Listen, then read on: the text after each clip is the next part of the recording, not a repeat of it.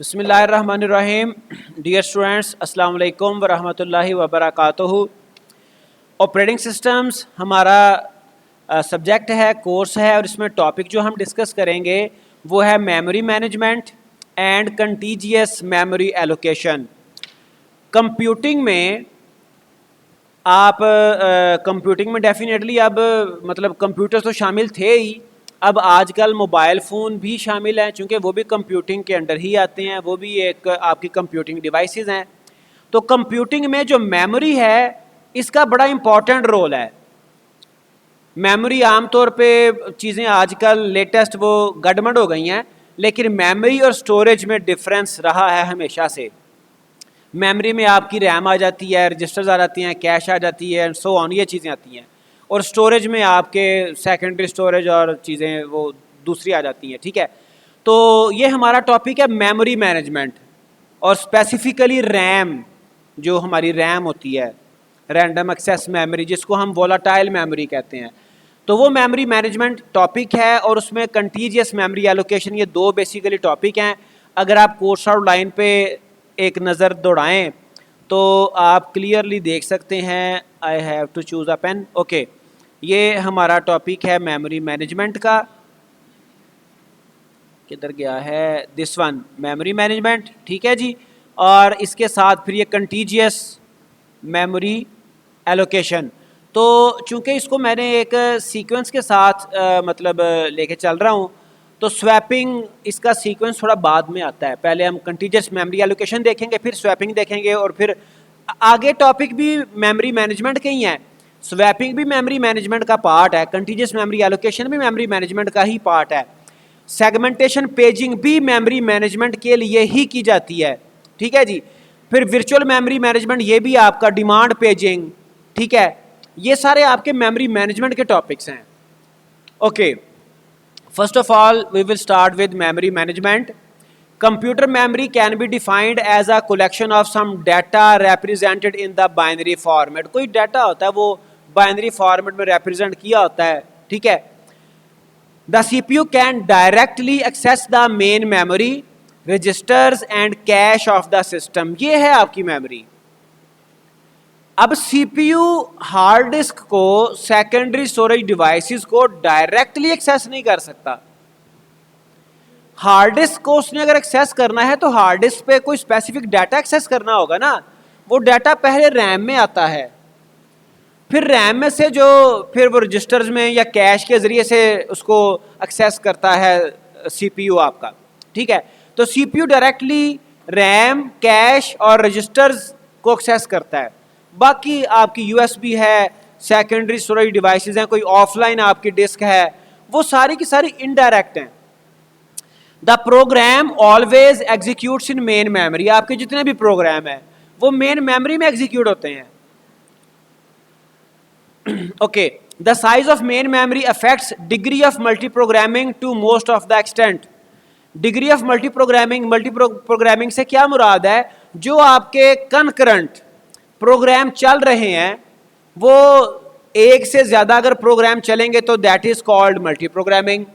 Degree से मुराद है कि कितने आपके कनकरेंट प्रोग्राम चल रहे हैं। ये डायरेक्टली डिपेंड करता है ज्यादातर मेमोरी आपकी रैम के ऊपर, मेमोरी के ऊपर, उसके ऊपर डिपेंड कर रहा होता है। गो के कुछ टेक्निक्स और भी हैं, वो आपकी मेमोरी अगर कम भी हो तो पेजिंग और ये और वो, जिससे आप सेकेंडरी स्टोरेज का कुछ पोर्शन यूज़ करते हुए आपकी रैम सफिशेंटली, छोटी होने के बावजूद भी सफिशेंटली वो मतलब काम कर रही होती है। लेकिन बहरहाल उससे हमारे कंप्यूटर की जो स्पीड है वो अफेक्ट करती भी है। तो ज़्यादातर जो मल्टी प्रोग्रामिंग है, वो डिग्री ऑफ मल्टी प्रोग्रामिंग वो मेमोरी के ऊपर डिपेंड कर रही होती है। If the size of main memory is larger enough, then CPU can load more processes, more programs in the main memory at the same time, and therefore will increase degree of multi programming as well as CPU utilization. वो मैं आपको बता चुका हूँ कि different techniques की वजह से डिग्री ऑफ मल्टी प्रोग्रामिंग तो चलो इंक्रीज हो भी जाए, लेकिन CPU यूटिलाइजेशन और जो आपकी परफॉर्मेंस है वो डिग्रेड हो जाती है अगर आपकी रैम कम हो तो। ठीक है, so that memory is most important. Okay जी, therefore we can state that the CPU utilization will be increased if the memory size gets increased. The earliest and one of the simplest technique which can be used to load more than one processes into the main memory is fixed partitioning और contiguous memory allocation. तो जो पुरानी techniques थी memory को manage करने के वाले से, जैसे मैंने आपको बताया कि अभी कुछ लेटेस्ट टेक्निक्स भी हैं जिससे कम मेमोरी भी हमारी वो सफिशेंट हो जाती है, लेकिन पुरानी टेक्निक्स में जो मेमोरी को मैनेज करने का तरीका था वो क्या था, फिक्स्ड पार्टीशनिंग या कंटीजियस मेमोरी एलोकेशन. तो यही हमारा टॉपिक भी है.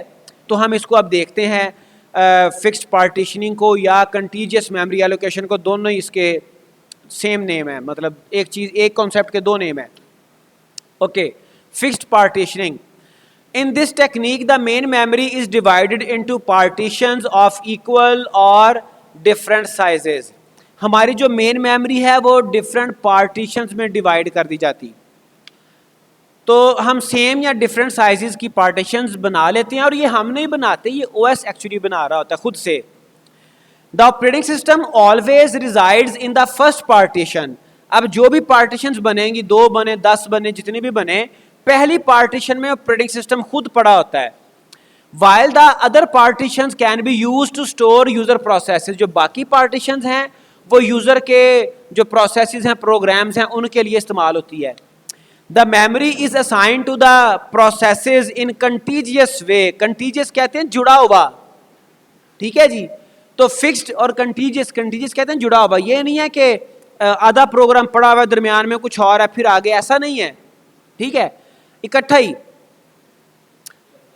जैसे आपको मैं बताता हूँ कॉन्सेप्ट. हमारे अगर हमारा किसी जगह पे रेजिडेंस हो ना, हमने कुछ और अगर प्लॉट परचेज करना है, कोई हमारा कोशिश करते हैं कि हमारे घर के साथ वाला बिक रहा हो तो वो परचेज कर लें.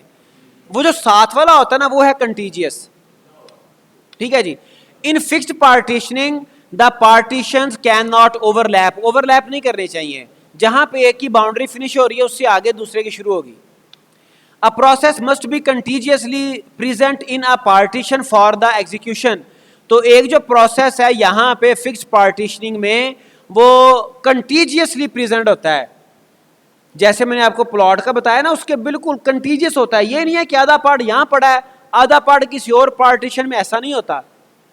इसमें फिक्स्ड पार्टीशनिंग में आगे चल के पॉसिबल है लेटेस्ट टेक्निक्स में से, क्योंकि ये हम टेक्निक देख रहे हैं जो पुरानी, उसने कहा ना प्रीवियस स्लाइड में, फर्स्ट एंड ओल्डेस्ट था गालिबन वर्डिंग, ठीक है जी. तो must be contiguously present in a partition for the execution. There are various disadvantages of fix. फिर इसके कुछ डिसएडवांटेजेस भी हैं, वो भी फिर देखते चले जाएंगे साथ साथ. पहला क्या है, इंटरनल फ्रेगमेंटेशन. बड़ा इंपॉर्टेंट आपका ये मतलब कॉन्सेप्ट है फ्रेगमेंटेशन, ठीक है जी. Internal fragmentation. इंटरनल फ्रेगमेंटेशन क्या होती है, पहले मैं आपको सिंपली बता दूं. हमने ये बात की कि डिस्क को अपनी जो हमारी मेमोरी है उसको हम फिक्स पार्टीशन उसकी बनाते हैं. अब हमने एक फिक्स उसकी पार्टीशन बनाई, कोई भी उसका साइज था, ठीक है. अब जो प्रोसेस उस पार्टीशन में आना है जो कि कंटीजियसली वहां पे रिजाइड करेगा फॉर एग्जीक्यूशन, प्रोसेस उस पार्टीशन से छोटा है. प्रोसेस फर्ज करें 10 MB का है, पार्टीशन 15 MB की है, ठीक है. तो वो जो 5 MB बच गए हैं ना, वो आपकी इंटरनल फ्रेगमेंटेशन है. देखते हैं इसको.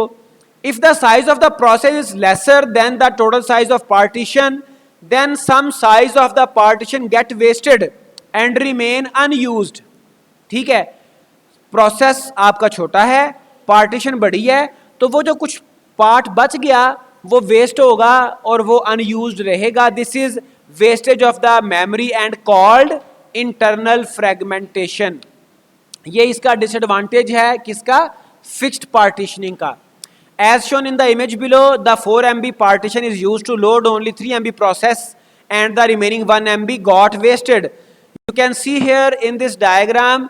तो ये सारे के सारे आपके पास 4 MB की पार्टीशंस हैं. जैसे कि पार्टीशन 1 4 MB की, पार्टीशन 2 4 MB की, पार्टीशन 3, पार्टीशन 4 MB की पार्टीशंस हैं. और जो प्रोसेसेस हैं P1 P2 P3 आपको लेफ्ट साइड पर नजर आ रहे हैं, ये सारे के सारे आपके 3 MB के प्रोसेसेस हैं। तो हर पार्टीशन में आप देखें ये जो 1 MB है ये आपका अनयूज्ड है, ये आपका अनयूज्ड है। ये वाला जो आपका 1 MB मिला जुला के 1 2 3 4 MB बन रहे हैं, ये आपके 4 MB वेस्ट है और ये इंटरनल फ्रेगमेंटेशन कहलाती है। ओके जी, ये थी इंटरनल फ्रेगमेंटेशन, ये फिक्स पार्टीशनिंग का एक डिसएडवांटेज है। Next is external fragmentation. अब इससे आपको आइडिया हो रहा होगा एक्सटर्नल का भी। इंटरनल तो उस ब्लॉक्स के अंदर है ना, एक्सटर्नल कैसे? The total unused space of various partitions can not be used to load the processes even though there is space available but not in the contiguous form. जो डिफरेंट पार्टीशन में थोड़ी थोड़ी space बच गई ना unused, उसको आप कहीं पे इकट्ठा नहीं कर पा रहे, तो वो जो थोड़ी थोड़ी बच जाती है ना वो भी हम यूज नहीं कर पाते, तो ये एक्सटर्नल फ्रेगमेंटेशन है। इसको हम देखते हैं as shown in image below. तो ये देखें, ये वाली जो थी ये तो इंटरनल फ्रेगमेंटेशन है ना, लेकिन ये 1 MB मिला के ये 4 MB बनता है, ठीक है। लेकिन ये 4 MB कंटीजियस नहीं है, इकट्ठा नहीं है, सेपरेट है, तो इस वजह से हम इसको भी यूज नहीं कर सकते। तो ये हमारी एक्सटर्नल फ्रेगमेंटेशन कहलाती है। थोड़ा सा ही फर्क है, इंटरनल आपकी एक पार्टीशन के अंदर इंटरनल होगी, ओवरऑल पूरी रैम में जो इंटरनल फ्रेगमेंटेशन की वजह से जो स्पेस अनयूज्ड बनती है ना वो आपकी एक्सटर्नल कहलाएगी। बात समझ आई? ये जो अंदर ये जो डॉटेड लाइन से 1 MB सेपरेट किए गए हैं, ये वाले ये आपके इंटरनल फ्रेगमेंटेशन, यहाँ पे भी इंटरनल, ये भी इंटरनल, ठीक है, ये भी इंटरनल। और जब ये सारे 4 MB इकट्ठे हुए, ठीक है जी, तो इकट्ठे हम सम कर रहे हैं इसको, हम इसको सिर्फ ऐड कर रहे हैं, इकट्ठे हुए नहीं है अभी, डिफरेंट लोकेशन पे पड़े हुए हैं ये 1 MB। तो ये कलेक्टिवली 4 MB तो बनता है, लेकिन ये कंटीजियस नहीं है, different location, so that it is called external fragmentation. तो ये इसके अब प्रोसेस P5 है, 4 MB का है, ठीक है, वो यहाँ पे लोड नहीं हो सकता। क्यों? क्योंकि वो लैदा लोकेशन पे, हमें कंटीजियस मेमोरी चाहिए। ओके, तीसरा है लिमिटेड प्रोसेस साइज। अब देखें, अगर हमारी पार्टीशन 1 MB की है, 4 MB की है, तो हम 5 MB का प्रोसेस तो लोड नहीं कर सकते ना। ये तीसरा एक इसका डिसएडवांटेज है। If the process size is larger than the size of maximum sized partition then that process can not be loaded into the memory. ये पुराने कॉन्सेप्ट्स हैं, ये पुराना तरीका था मेमोरी को मैनेज करने का। भी हम लेटेस्ट मेथड देखेंगे आगे अगले लेक्चर्स में, ठीक है जी। Therefore, a limitation can be imposed on the process size, that is, it cannot be larger than the size of the largest partition. तो जो लार्जेस्ट है वो 4 MB या इससे बड़ा प्रोसेस नहीं आ सकता। चौथा इसका disadvantage, low degree of multi programming. Multi programming आपको बता दी कि मेमोरी में जितने हमारे पास processes at the same time आ सकते हैं ना, वो डिग्री बनती है। मिसाल के तौर पे अगर हमारी 1 to 8 MB रैम है मिसाल के तौर पे, और उसमें 28 MB जो है वो OS के लिए चले गए, पुराना कॉन्सेप्ट है ना, पुराना OS की बात करें, ठीक है। अभी तो लेटेस्ट आपके जो OS हैं वो 10-10 GB से भी ऊपर स्पेस कंज्यूम कर लेते हैं, ठीक है। एनीवे 28 MB OS के लिए, बाकी बचे 100 MB, ठीक है। अब 100 MB में अगर एक प्रोसेस आपका 5 MB का है या एक पार्टीशन 5 MB की है, तो आपकी जो मल्टी प्रोग्रामिंग की डिग्री है वो कितनी हुई? 20 से ज़्यादा आपके प्रोग्राम लोड नहीं हो सकते, ठीक है। तो आपकी ये डिग्री, तो यहाँ पे लो डिग्री होती है मल्टी प्रोग्रामिंग की। By degree of multi programming we simply mean the maximum number of processes that can be loaded into the memory at the same time. तो जो नंबर ऑफ प्रोसेसेस एक ही वक्त में मेमोरी में load होते हैं, that is meant by degree of multi programming, ठीक है, वो आपकी लो रहती है। चूंकि आपकी फिक्स्ड साइज पार्टीशनिंग है, हर साइज में हर पार्टीशन में कोई ना कोई MB वेस्ट भी हो रहे हैं। अगर वो वेस्ट ना होते, अगर ये फिक्स्ड साइज ना होती, तो आप उसको ज़्यादा प्रोग्राम लोड कर सकते थे। लेकिन अभी फिक्स्ड साइज से आगे डायनामिक आपकी पार्टीशनिंग भी एक कॉन्सेप्ट है, लेकिन लेटेस्ट जो कॉन्सेप्ट्स हैं मेमोरी मैनेजमेंट के वो तो इससे भी ज़बरदस्त कमाल के हैं, वो हम एज सुन वी प्रोग्रेस हम उसको डिस्कस करेंगे. In fixed partitioning, the degree of multiprogramming is fixed and vary less due to the fact that the size of the partition cannot be varied according to the size of process. वो vary नहीं हो सकता, वो fix है. ठीक है जी. Okay, जैसे यहाँ पे देखें इस हिसाब से हमारे पास 4 पार्टीशंस हैं 4-4 MB की. ये पुरानी कोई ज़्यादा पुराना ही कॉन्सेप्ट है. हमारी ये जो मेमोरी है ये कितनी हो गई 16 MB, और चलो ऊपर लगा लें आप 8 MB लगा लें OS का, तो 24 MB की रैम है, 24 MB की मेमोरी है. तो इसमें जो डिग्री है मल्टी प्रोग्रामिंग वो कितनी हुई 4 24 की बात ना करें. जो यूज़र प्रोसेसेस के लिए जो स्पेस है वो कितनी है, वो 16 MB है. 16 तकसीम 4, तो 4 डिग्री है इसकी मल्टी प्रोग्रामिंग की. तो ये लो होती है किसमें, फिक्स्ड पार्टीशनिंग में. ओके, अब आ गई बात डायनामिक पार्टीशनिंग. अब ये उससे एडवांस कॉन्सेप्ट था. अब इसके नाम से समझ आ रही है कि फिक्स में तो हमारी जो साइज होता है 4 MB है वो फिक्स है. यहाँ पे वो डायनामिक है, यहाँ पे वो चेंज हो सकता है. और डायनामिक से मुराद एक कॉन्सेप्ट और भी है कि ये प्री डिफाइंड नहीं होता, ये रन टाइम पे होता है. डायनामिक से ये भी एक कॉन्सेप्ट आता है.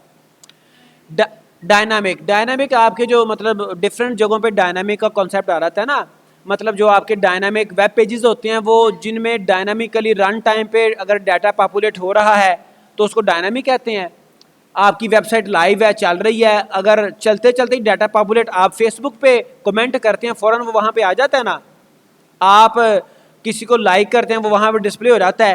तो वो होता है कैसे, बैकएंड पे डाटाबेस है और डायनामिकली डिफरेंट टाइप के different class of users data populate करते हैं.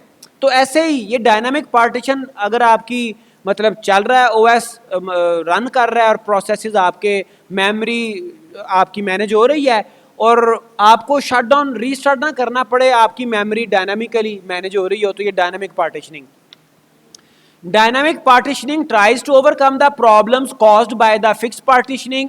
इन this technique the partition size is not declared initially. ये स्टार्ट पे पार्टीशन का साइज डिक्लेयर ही नहीं होता, रन टाइम पे डिक्लेयर होता है, रन टाइम पे मैनेज होता है. It is declared at the time of process loading. जब प्रोसेस लोड हो रहा होता है, मतलब क्या कि आपका OS लोड हो चुका है, कोई नया प्रोसेस आपने रैम में लोड किया, तो उस वक्त ये साइज पार्टीशन का वो डिटरमिन होता है. The first partition is reserved for the operating system as usual. पहला जो पार्ट था वो तो OS के लिए ही है. फिक्स में भी ऐसे ही था, फिक्स्ड पार्टीशनिंग में भी पहला जो पार्ट था वो OS के लिए रिजर्व था और बाकी पार्टीशन जो है वो यूज़र प्रोसेसेस के लिए थे. तो इसमें भी पहला पार्ट OS के लिए है, बाकी यूज़र्स के लिए. ओके जी, डायनामिक में देखें the remaining space is divided into parts. फिर रिमेनिंग जो है OS के अलावा उसको हम पार्ट्स में डिवाइड करते हैं. The size of each partition will be exactly equals to the size of the process. अब यहाँ से हमें पता चल रहा है कि जो पार्टीशन का साइज है वो प्रोसेस के साइज जितना ही होगा, तो इंटरनल फ्रेगमेंटेशन वो तो खत्म हो गई ना. पहले जो फिक्स साइज पार्टीशन थी और प्रोसेस उसमें पार्टीशन में आता था, तो इंटरनल जो फ्रेगमेंटेशन हो रही थी अब वो नहीं होगी. ठीक है जी.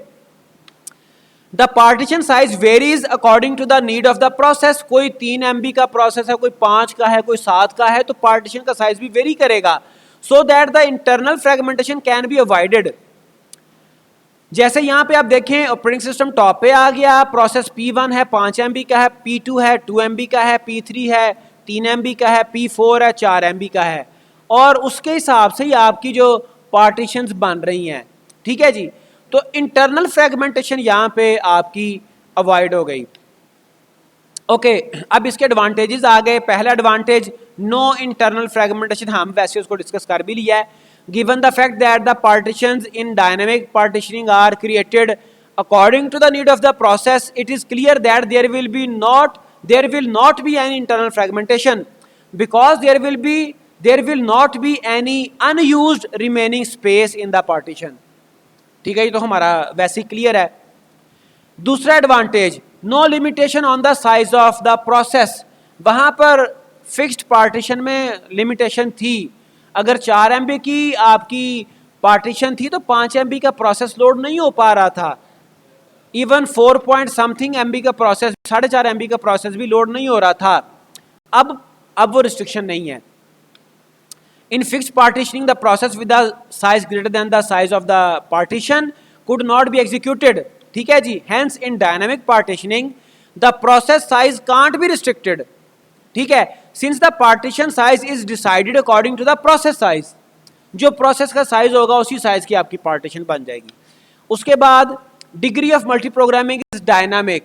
ठीक है, degree of multi programming limited तो जरूर होगी लेकिन डायनामिक है। हर वक्त वो 4 डिग्री नहीं आएगी जैसे प्रीवियस एग्जांपल में हमने देखा था। अगर आपके प्रोसेसेस 2-2 MB के आ गए तो 16 MB में आपके 8 डिग्री हो जाएगी। अगर उसमें 1-1 MB के प्रोसेस आ गए तो आपके 16 MB की अवेलेबल स्पेस में आपकी 16 डिग्री हो जाएगी मल्टी प्रोग्रामिंग की। तो ये भी आपको मैंने बताया पुराना कॉन्सेप्ट है। जो नए कॉन्सेप्ट है उसमें डिग्री ऑफ मल्टी प्रोग्रामिंग इस तरह से इतनी स्टैटिक नहीं है। वो उसमें पेजिंग के कॉन्सेप्ट और कॉन्सेप्ट आ रहे हैं, सिर्फ उतना ही पोर्शन आपका रैम में आता है जो कि रिक्वायर्ड होता है। पूरा प्रोसेस यहाँ पे आता ही नहीं है। Okay, anyway, due to the absence of internal fragmentation there will not be any unused space in the partition, hence more processes can be loaded in the memory at the same time. ठीक है, meanwhile ये भी concept आ रहा है कि आपके वो different size के हैं, वो भी आपके यहाँ पे मैनेज हो जाएंगे। So degree of multi programming is dynamic. Might be possible कभी उसकी 16 MB में आपकी 2 डिग्री हो मल्टी प्रोग्रामिंग की। क्यों? 2 ही प्रोसेस हैं, दोनों 8-8 MB की हैं। ठीक है, तो वो डायनामिक है, वेरी करता है। उसके बाद आगे इसके disadvantages. External fragmentation is still a disadvantage here in dynamic partitioning. कैसे? Absence of internal fragmentation doesn't mean that there will not be external fragmentation. अगर इंटरनल नहीं है तो ऐसी बात नहीं है कि एक्सटर्नल भी नहीं है, एक्सटर्नल हो सकती है। Let's consider the 3 processes P1, P2 and P3, 1 MB, 3 MB, 1 MB are being loaded in the respective partitions of the main memory. After some time P1 and P3 got completed and their assigned space is freed. अब देखिएगा जरा diagram को देखें जी। अभी diagram को अगर हम देख लें तो हमें ज़्यादा क्लियर हो जाएगा, फिर मैं डिटेल की तरफ भी आता हूँ। जैसे कि देखें यहाँ पे ये कोई प्रोसेसेस थे, पार्टीशन 1, पार्टीशन 2, पार्टीशन 3 है, और आई थिंक सो डिटेल हमें देखनी पड़ेगी। तो फिर यहाँ से सिर्फ ये आप पहले एक दफ़ा देख लें कि ये प्रोसेस P1 है, ये कंप्लीट हो गया। प्रोसेस P3 ये कंप्लीट हो गया, और उसने बताया था कि P1 और P3 कितने साइज के हैं, गालिबन 1 MB के। P1 और P3, P1 1 MB है, P3 भी 1 MB है। ठीक है जी। अब जब ये मुकम्मल हो गए और ये इनकी जो स्पेसेस कंज्यूम इन्होंने की हुई थी वो फ्री हो गई। ठीक है, ये दरमियान में स्पेस इनकी फ्री हो गई, लेकिन वो आपकी कंजेक्टिव नहीं है। P1 कंप्लीट हो गया, P3 कंप्लीट हो गया, आपकी वो कंजेक्टिव वो आपकी स्पेस नहीं है। ठीक है जी। तो प्रोसेस है आपका P5 8 MB का, वो वहाँ पे नहीं आ सकता। डिटेल और देख लें फिर मजीद क्लियर हो जाएगा। Now there are 2 unused partition 1 MB and 1 MB available in the main memory, but they can not be used to load a 2 MB process in the memory since they are not contiguous. वो contiguous नहीं है। ठीक है, वो separate जगहों पे पड़ी हुई हैं। ठीक है, the rule says that the process must be contiguously present in the main memory. We need to change this rule to avoid external fragmentation. जैसे इस डायग्राम में सिनेरियोज डिफरेंट हैं। इसमें प्रोसेस P1 गालिबन उसने शो किया 5 MB का।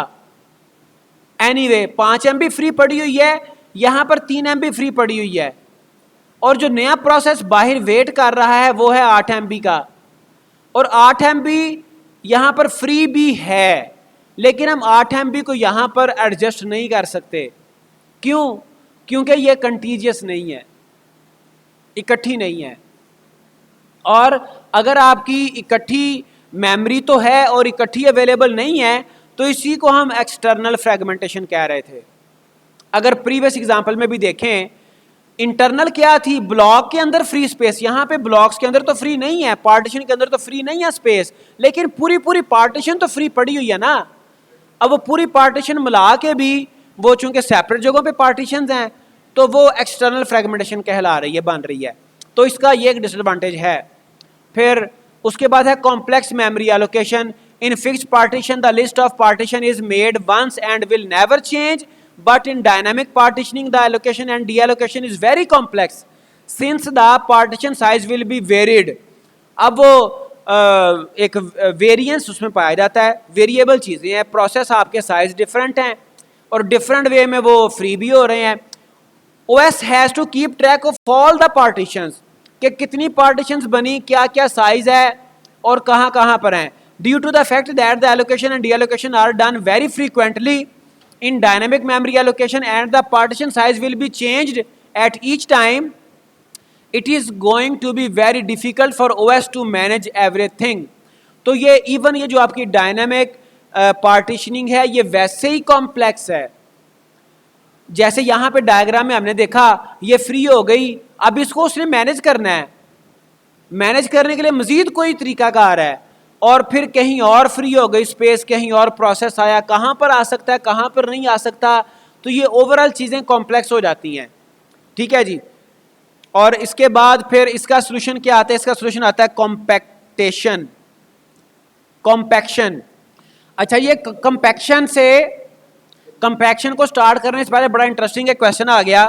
Question ये है कि प्रोसेस का साइज बड़ा है और पार्टीशनिंग हमारे पास पॉसिबल नहीं है इतनी बड़ी, तो वो प्रोसेस क्या एग्जीक्यूट ही नहीं होगा।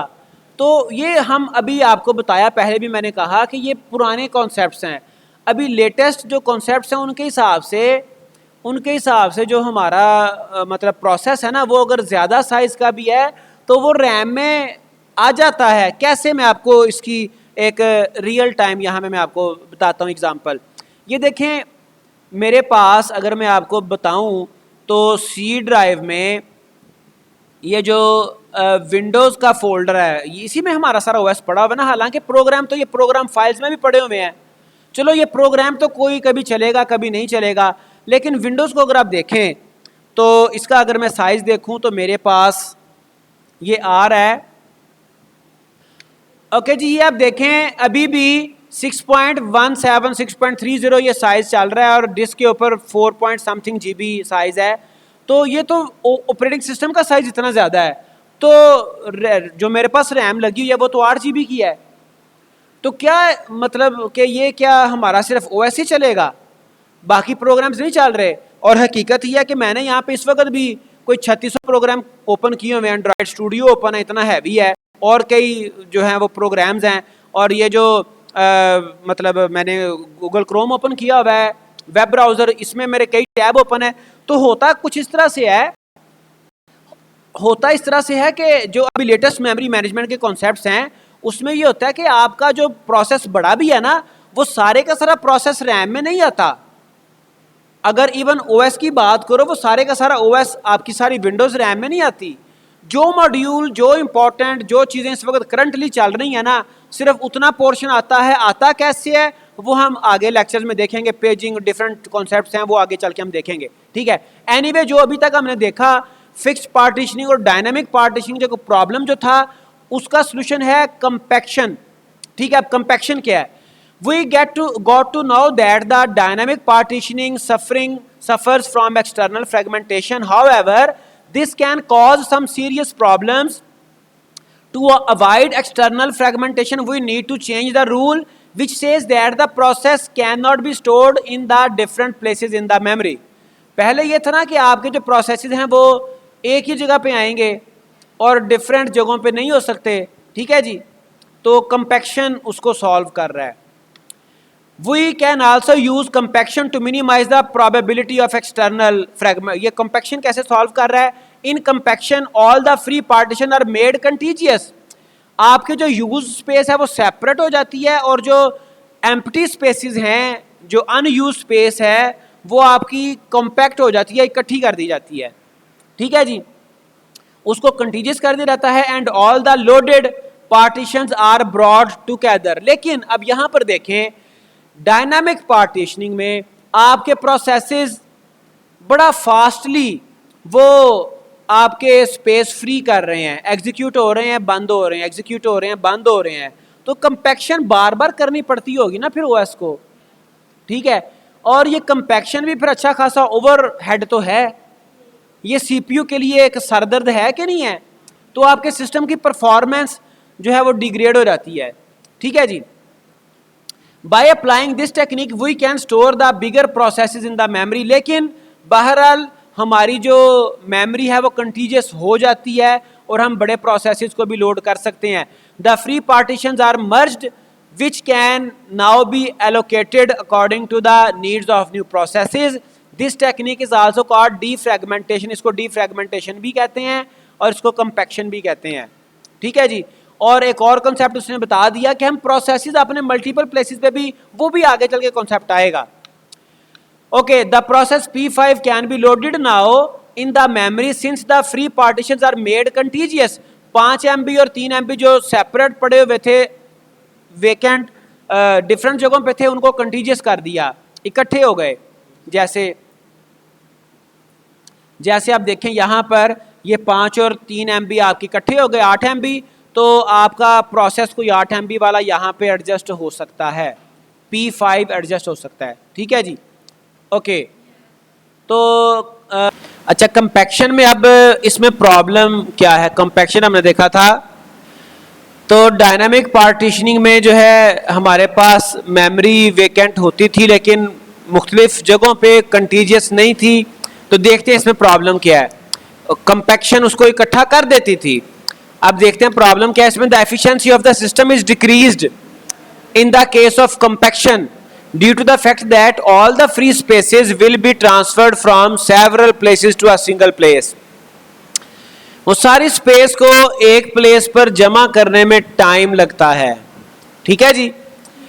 Huge amount of time is invested for this procedure and the CPU will remain idle for all this time, ठीक है। तो जो कि हमारे सिस्टम की परफॉर्मेंस के लिए अच्छा नहीं है। Despite of the fact that the compaction avoids external fragmentation, ठीक है, चूंकि वो कंपैक्ट कर देता है, हमारी जो वेकेंट मेमोरी है वो इकट्ठी एक जगह पे आ जाती है, तो एक्सटर्नल फ्रेगमेंटेशन तो नहीं होती, लेकिन it makes system inefficient. Let us consider that OS needs 6 nanosecond to copy 1 byte from one place to another.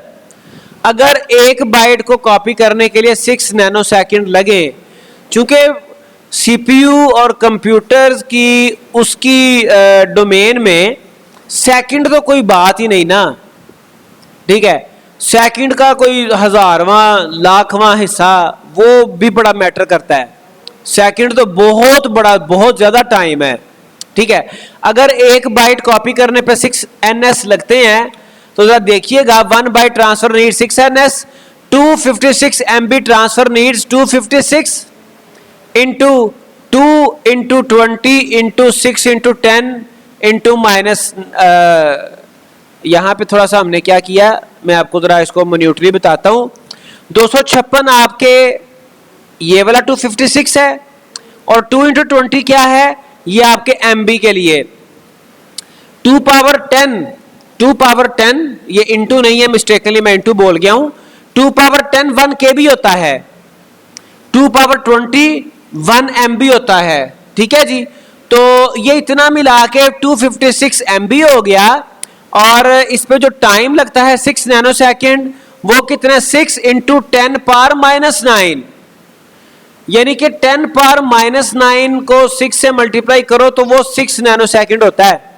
6 nanosecond multiplying by 256 MB, तो ये ओवरऑल टाइम लगेगा, जो कि अगर कैलकुलेट करें, आप इसको अगर कैलकुलेट करें तो 6 इंटू 10 पावर -9, 6 ओवर ये कुछ वैल्यू आएगी, 1 के आगे 9 टाइम 0 आएगा, और मल्टीप्लाई वो किसके साथ होगा, तो ये 9 टाइम 0 आना मैंने भी शॉर्टली लिख दिया सिर्फ आपको समझाने के लिए। 20 इंटू 2 इंटू 256 ये कुछ आएगा, और ये अच्छी खासी कंप्यूटर की सेंस में अच्छी खासी ये अच्छा खासा टाइम बन जाता है।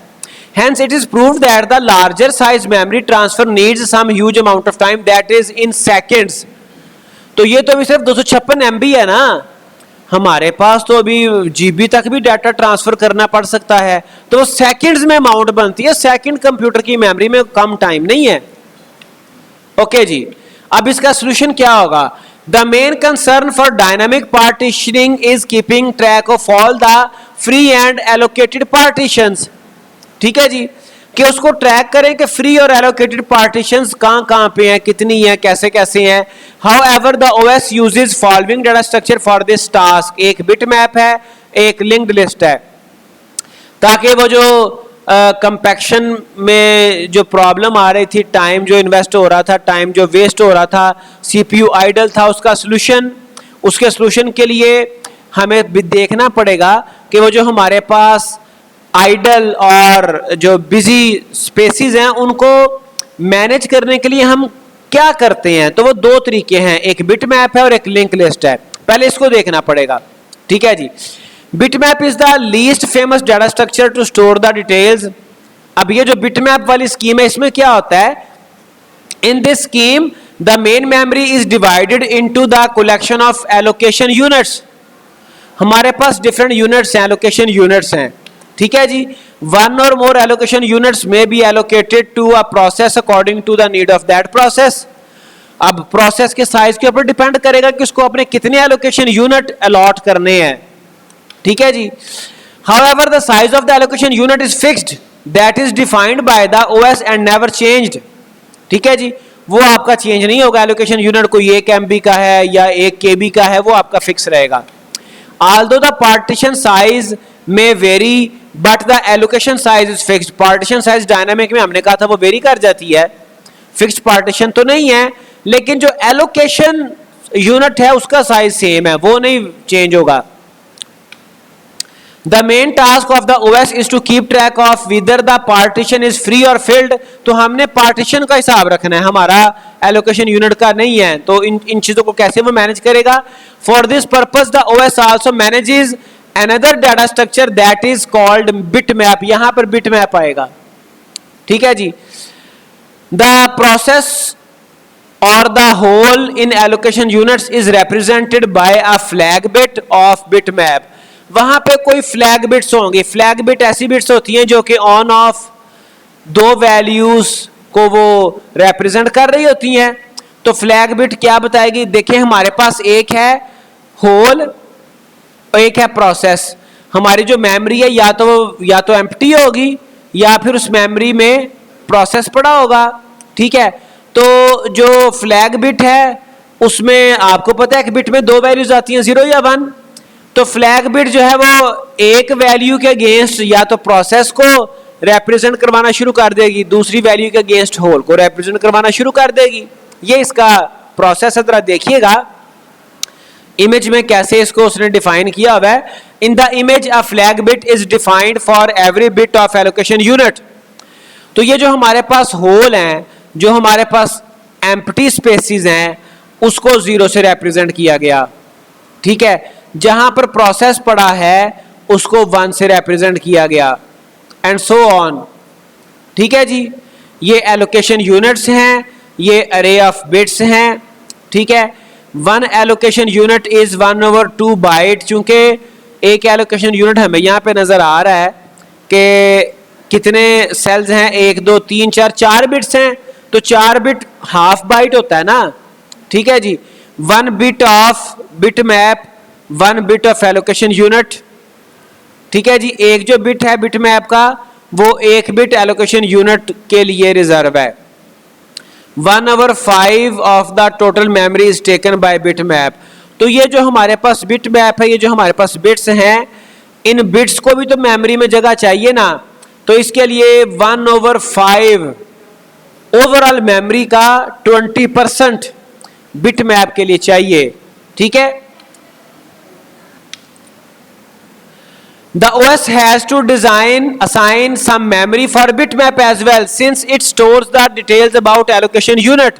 तो ये इसका bitmap का डिसएडवांटेज हो गया।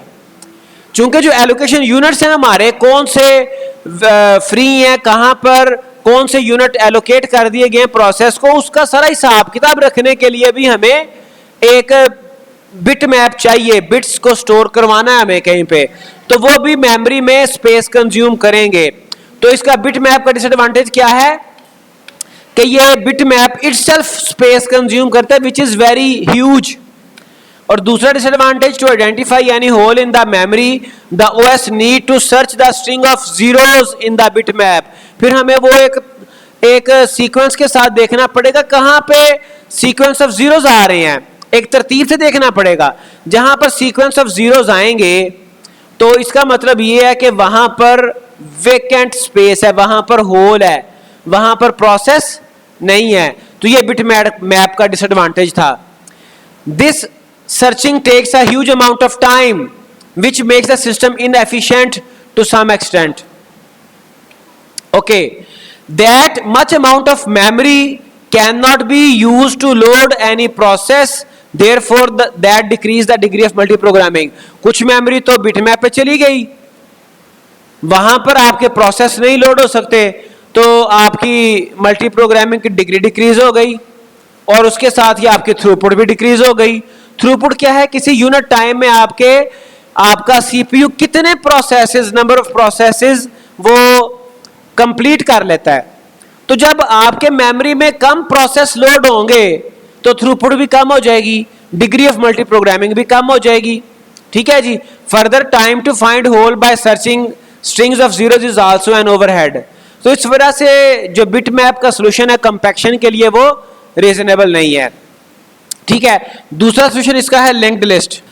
The better and the most popular approach to keep track the free और filled partition is using link list. अब लिंक लिस्ट डाटा स्ट्रक्चर है, फेमस है, हमने प्रीवियस सेमेस्टर में पढ़ा हुआ है। लिंक लिस्ट में आपको मैं सिर्फ रिमाइंड करवा दूं, आपको याद होगा कि ऐसे हमारे पास डिफरेंट नोड्स थी, एलिमेंट्स कह लो, उसके आमतौर पे कम से कम 2 सेक्शन थे लिंक लिस्ट के। पहले सेक्शन में डाटा पड़ा होता है, ठीक है जी। दूसरे सेक्शन में पॉइंटर होता है या रेफरेंस होता है अगली नोड का, ठीक है जी। और इसकी फिर इंप्लीमेंटेशन आप ट्री के जरिए से कर सकते हो। तो बहरहाल यहां पे जो डाटा स्ट्रक्चर यूज होता है बेटर वे में आपके फ्री और फील्ड मेमोरी लोकेशंस को ट्रैक करने के लिए, वो है लिंक लिस्ट। ठीक है जी। In this approach, the operating system maintains a linked list where each node represents each partition. Her node एक पार्टीशन को रिप्रेजेंट कर रही होती है। ठीक है। हमारी मेमोरी की मल्टीपल पार्टीशंस है ना, तो उनको रिप्रेजेंट कर रही होती है। Every node has 3 field. मैंने आपको बताया कम से कम 2 होती हैं। 3 फील्ड हमारे पास डाटा स्ट्रक्चर में 3 वहां पे थी जहां पे हमारे पास डबली लिंक लिस्ट आती है, जिसमें फॉरवर्ड मूवमेंट और बैकवर्ड मूवमेंट की भी ऑप्शन है। तो यहां पर इसके 3 फील्ड होती हैं। फर्स्ट फील्ड में क्या होता है? First field of the node stores a flag bit which shows whether the partition is a whole or some process is inside। ठीक है। पूरी पार्टीशन के लिए एक बिट, एक जो नोड है वो पूरी पार्टीशन को रिप्रेजेंट कर रही थी, और उस नोड का जो पहला पार्ट है वो फ्लैग बिट है, 0 आएगा या 1 आएगा। 0 से मुराद है होल है, 1 से मुराद क्या है? प्रोसेस पड़ा हुआ है। तो पहले सेक्शन में, नोड के पहले सेक्शन में फ्लैग बिट है जो कि ये बताता है कि इट इज अ होल और प्रोसेस। ठीक है। Second field stores the starting index of the partition, उसका स्टार्टिंग इंडेक्स क्या है? ठीक है जी। Third field stores the end index of the partition, यानी कि कहां से शुरू हो रही है, कहां पे एंड हो रही है, ये बता दिया 2 फील्ड्स ने, और एक फील्ड ने उसका रख लिया आपका जो है वो ये ट्रैक कर लिया कि जी आपकी वो स्टोर है या फील्ड है, वहां पे प्रोसेस है या फील्ड है। ठीक है जी। तो ये 3 फील्ड आ गई। Okay, if a partition is freed at some point of time then that partition will be merged with its adjacent free partition without doing any extra effort। अगर तो कोई पार्टीशन फ्री होती है, प्रोसेस आपका execute हो गया, उसने उस पार्टीशन को वेकेंट कर दिया, तो जो पार्टीशन अगर फ्री हुई है उसके साथ कोई और भी फ्री पार्टीशन पड़ी हुई थी, तो दोनों फ्री पार्टीशन आपस में ज्वाइन हो जाएंगी विदाउट एनी एक्स्ट्रा एफर्ट, कोई उस पर एफर्ट नहीं लगेगी। ठीक है जी। There are couple of important points which need to be focused while using this approach, linked list वाली approach. The OS must be very clear about the location of the new node which is to be added in the linked list. उसकी location का पता होना चाहिए कि वो कहाँ पे वो पार्टीशन है, उसकी नोड कहाँ पे, उसका आपस का कोई उनका रेफरेंस होना चाहिए. Using a doubly link list will make some positive effects on the performance due to the fact that a node in the doubly linked list can also keep track of its previous node. जाहिर बात है अगर हमारी डबली link list है तो उसमें क्या होगा, उसमें हमारे पास लिंक लिस्ट के नोड का एक सेपरेट हमें एक सेक्शन चाहिए जो क्या करेगा, जिसमें एड्रेस या पॉइंटर भी सेव होगा. तो ये सारे कॉन्सेप्ट्स आपके ज़हन में होने चाहिए. तो यहाँ पर देखें एफिशिएंसी कैसे आएगी कि हमारे पास पूरी पार्टीशन के लिए सिर्फ एक फ्लैग बिट यूज हो रही है, तो हमारी मेमोरी कम कंज्यूम होगी as compare to bit map. ठीक है जी, ओके. जैसे यहां पे आप देखें कि ये हमारे पास उसने इसको रिप्रेजेंट कर दिया, ये प्रोसेस और होल के लिए बिट है. ठीक है, प्रोसेस हमारा वो मौजूद है पार्टीशन में या नहीं, उसके लिए बिट है 0 might be possible, 0 will represent to a hole and 1 will represent for a process inside. ठीक है जी, स्टार्ट इंडेक्स आ गया, एंड इंडेक्स आ गया, ये डेफिनेटली आपके मेमोरी के कोई एड्रेसेस होंगे.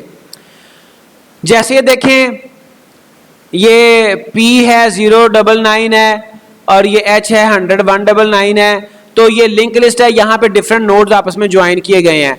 P फॉर प्रोसेस, यहाँ पे उसने 01 नहीं लिखा हुआ, यहाँ पे उसने P और H लिखा हुआ है, तो वो एक ही बात है. P फॉर प्रोसेस, P आ जाए या 1 आ जाए एक ही बात है, उसकी रिप्रेजेंटेशन है सिर्फ ये, आपको रिप्रेजेंट किया गया है. और लो लेवल पे माइट भी पॉसिबल, डेफिनेटली 1 ही सेव हो रहा होगा. ठीक है जी, फिर ये H है मतलब 0 मतलब होल, फिर आगे अगली जो नोड है उसमें P आ गया, प्रोसेस पड़ा हुआ है, अगली नोड है होल है, एंड सो ऑन. तो ये तरीका है आपका लिंक लिस्ट के जरिए से ट्रैक कर. अब अगर मजीद इसको आप समझना चाहें, 0 से 9900 आपके कोई मतलब वो लोकेशंस हैं. ठीक है, वहां पर प्रोसेस पड़ा हुआ है, 0 से 99 लोकेशन पे प्रोसेस है. 100 से 199 तक वेकेंट है, होल है. 200 से 299 तक प्रोसेस पड़ा हुआ है. 300 से 399 तक होल है, वेकेंट है, वहां पे प्रोसेस आ सकता है. ठीक है जी, अगर इसको मेमोरी के रेफरेंस में देखो तो यहां पे उसने बता दिया. एक और ऊपर वाला पोर्शन ओएस के लिए हमने पहले भी कहा, फिक्स्ड पार्टीशन है, डायनामिक पार्टीशन है. आमतौर पे टॉप पे या बॉटम पे वो ओएस के लिए जगह रिजर्व होती है. उसके बाद 0 से 99 प्रोसेस P1, 100 से 199 फ्री स्पेस मतलब होल, फिर 200 से 299 प्रोसेस P2. ठीक है, यहां पे तो P1 P2 नहीं लिखा हुआ, मेमोरी में उसने बता दिया.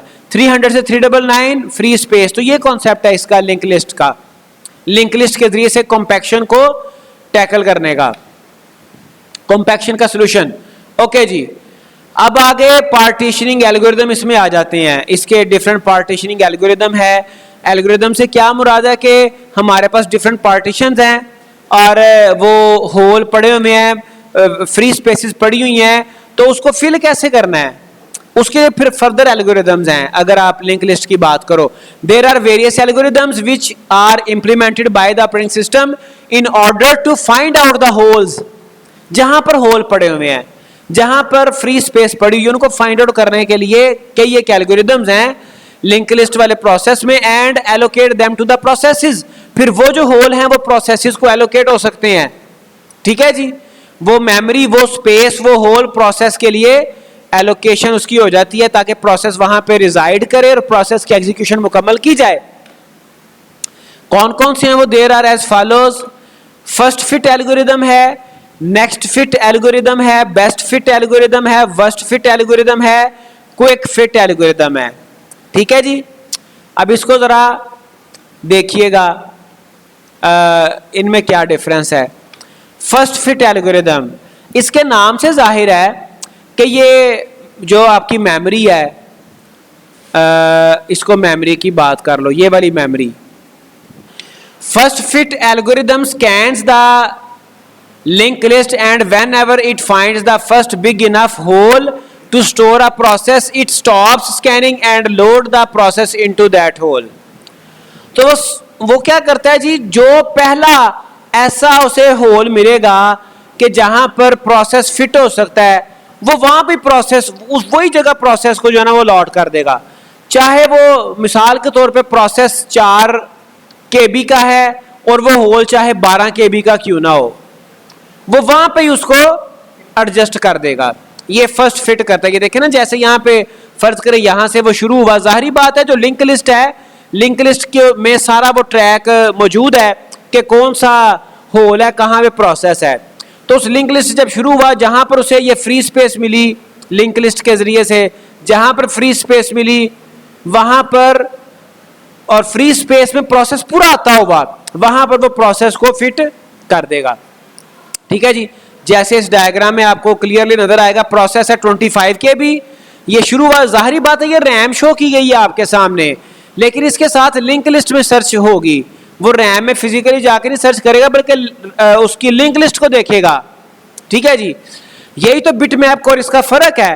बिट मैप में हमें पैटर्न ऑफ जीरोस को देखना पड़ना था, और यहाँ पे क्या है, यहाँ पे हम वो सिर्फ लिंक लिस्ट के वो जो पहला सेक्शन है जहाँ पे मतलब 0 फॉर होल्स 1 फॉर प्रोसेस, उसी को देखेंगे लिंक लिस्ट को। ओके, तो बहरहाल प्रोसेस कैसे होता है, स्टार्ट हुआ, ये वेकेंट है, बिजी है, ये सॉरी ये 20 KB फ्री है, यहाँ पे फिट नहीं हो सकता, यूज्ड है, यहाँ पे तो आप देख ही नहीं ना सकते।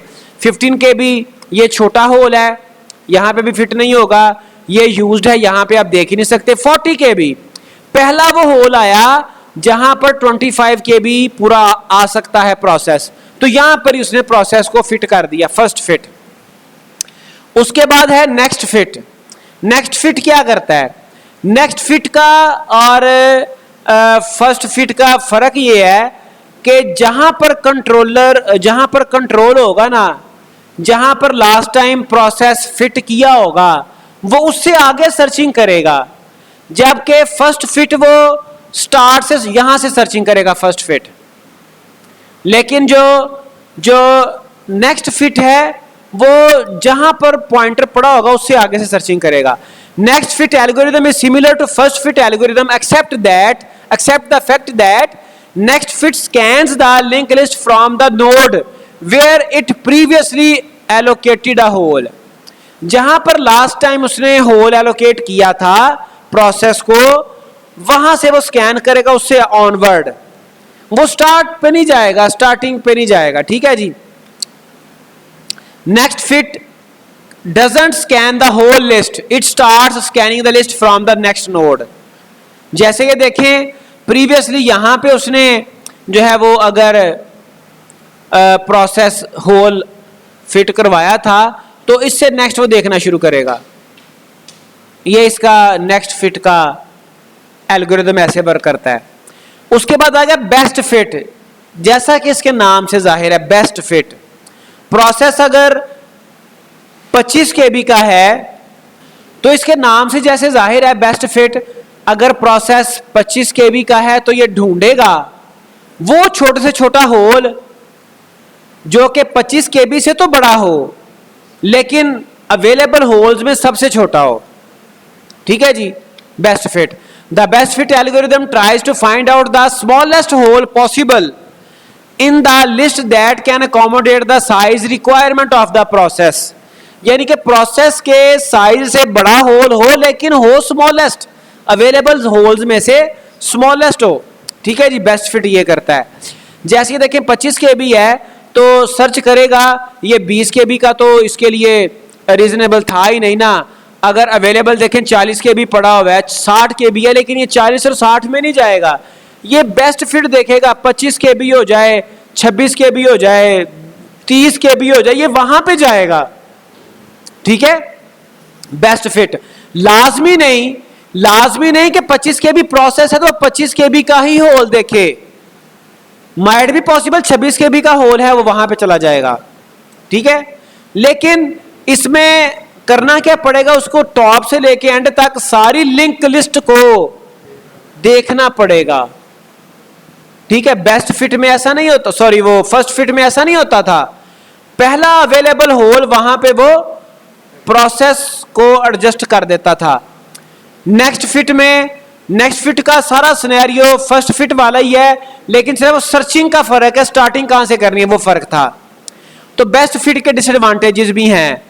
Using best fit has major disadvantages. क्या? It is slower because it scans the entire list every time and tries to find out the smallest hole. Due to the fact that the difference between the hole size and the process size is very small. जैसे यहाँ पर तो 25 और 25 ही था ना, इसका difference है 0, but might भी पॉसिबल इसे होल मिलता 27 KB का, तो इसका डिफरेंस कितना आता? 2 KB। अब 2 KB का एक नया होल बन जाता, 2 KB का एक नया होल बन जाता। अब देखिएगा, due to the fact that the difference between the hole size and the process size is very small, ठीक है, the hole produced, जो प्रोसेस और होल माइनस करने से जो नया होल प्रोड्यूस हुआ, जैसे यहां पे 0 KB है, कभी 2 KB आएगा, कभी 4 KB आएगा, कभी 5 KB भी आ सकता है, डिपेंड्स अपॉन जो नया होल प्रोड्यूस हुआ ना, ठीक है जी। the hole produced will be as small as it cannot be used to load any process and therefore it remains useless. वो 2 KB का है, वो 1 KB का है, इतना कोई और छोटा प्रोसेस ही नहीं है, तो मोस्ट ऑफ द टाइम वो वाले होल यूजलेस रहेंगे। तो अगेन फिर आपकी जो मेमोरी है वो एफिशिएंटली कंज्यूम नहीं हुई, फिर आपकी जो है वो क्या होगी, एक्सटर्नल फ्रेगमेंटेशन होगी, फिर आपके वो डिग्री ऑफ मल्टी प्रोग्रामिंग लो रहेगी, फिर आपके प्रोसेस की थ्रूपुट कम हो जाएगी। तो ये बेस्ट फिट जैसा इसका नाम है, ये वैसा नहीं है कि बड़ा अच्छा एल्गोरिदम है, ये इसकी परफॉर्मेंस वर्स्ट है, ठीक है जी। Okay, despite of fact that the name of the algorithm is best fit, it is not the best algorithm among all. ये बेस्ट एल्गोरिदम नहीं है, ठीक है जी, इसका सिर्फ नाम बेस्ट फिट है, लेकिन एल्गोरिदम ये इतना अच्छा नहीं। Next is worst fit algorithm. Worst fit, even worst fit algorithm जो है ये बेस्ट फिट से अच्छा परफॉर्म करता है, ठीक है जी। The worst fit algorithm scans the entire list every time and tries to find out the biggest hole in the list which can fulfil the requirements of the process. ये भी पूरी लिस्ट को इसने स्कैन जरूर करना है, और पूरी लिस्ट को स्कैन करने के बाद जो सबसे बड़ा होल होगा ये उसको जो है वो मतलब प्रायोरिटी देगा, ठीक है जी।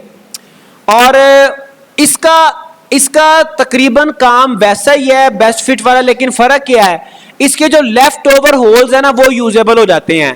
स्कैन ये भी सारी लिस्ट को करता है, स्कैन ये भी बेस्ट फिट की तरह से सारी लिस्ट को करता है, लेकिन फर्क कहां पे आता है कि बेस्ट फिट में तो ये था ना कि वो जो रिमेनिंग होल थे 0 KB का, 1 KB का, 2 KB का, वो फिर यूजलेस थे, लेकिन यहां पर जो इसके रिमेनिंग होल बचते हैं वो यूजफुल होते हैं। इसका मतलब ये हुआ कि worst fit even best fit से तो बेटर है ना, लेकिन चूंकि इसको भी सारी लिस्ट स्कैन करना पड़ती है, इसलिए ये भी इसको भी यूज नहीं करना चाहिए, ये बेस्ट नहीं है।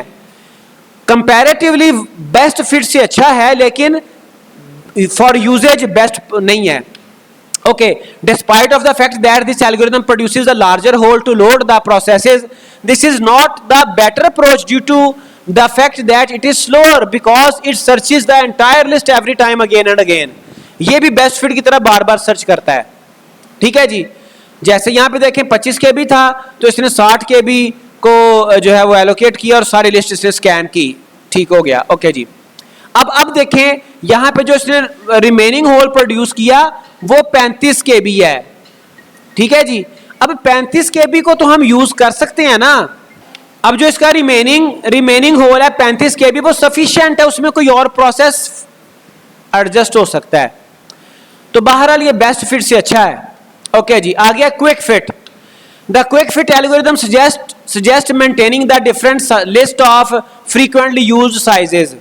मिसाल के तौर पे किसी सिनेरियो में, तो ये जो फ्रीक्वेंटली यूज्ड आपके प्रोसेसेस हैं, होल्स उनकी एक लिस्ट बना लेता है। मतलब आपको पता है आपके सिनेरियो में मोस्टली 4 MB का प्रोसेस आ रहा है, 100 KB का प्रोसेस आ रहा है, तो वो फ्रीक्वेंटली यूज जो होल्स हैं वो उनको मेंटेन कर लेता है। तो वो जो लिस्ट फ्रीक्वेंटली यूज्ड होल्स की लिस्ट बनाता है, फिर उसके अगेंस्ट वो होल वेकेंट होल ढूंढता है। although it is not practically suggestible because the procedure takes so much time, वो frequently used holes की एक लिस्ट बनाने में टाइम लगता है, to create the different list and then expanding the holes to load the process, तो ये भी इतना अच्छा नहीं है। ठीक है जी, अब देखें प्रैक्टिकली हम क्या यूज करते हैं। The first fit algorithm is best algorithm among all, क्यों? Because it takes lesser time as compared to the other algorithm। जो फर्स्ट फिट है ये कम टाइम लेता है, जहां पर उसे होल मिलता है सफिशिएंट अनफ वहां पे प्रोसेस को एडजस्ट कर देता है, टाइम ढूंढने में कम लगेगा, जो रिमेनिंग होल बचेगा वो भी सफिशिएंट होगा, उसको उसमें कोई और प्रोसेस भी एडजस्ट हो सकता है।